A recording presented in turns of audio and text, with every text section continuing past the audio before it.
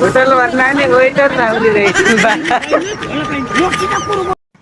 Hello guys, न त मेरो छोरा राम्रो छ न त मेरो पढाइ नै राम्रो छ। अब क्या र यस्तै त हो।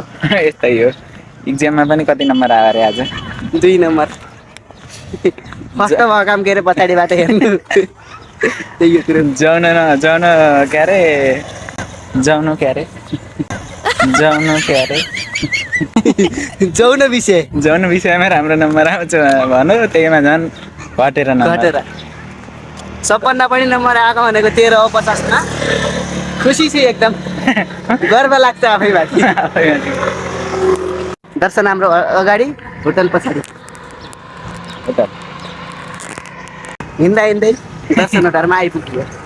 साथी यता, होटल त्यता। होटल भन्दा नि वेटर राउली रहेछ।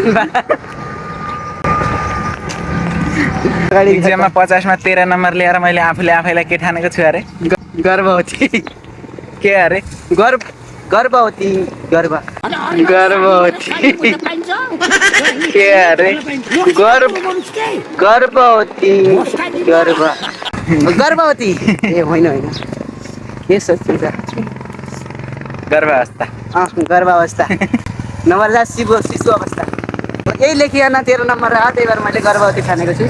बाल विकासमा नवजात अवस्था लेख्दा 1 नम्बर आएन, त्यहाँ गर्भावस्था लेख्नु पर्ने रहेछ। मैले गर्भवती लेखेछु।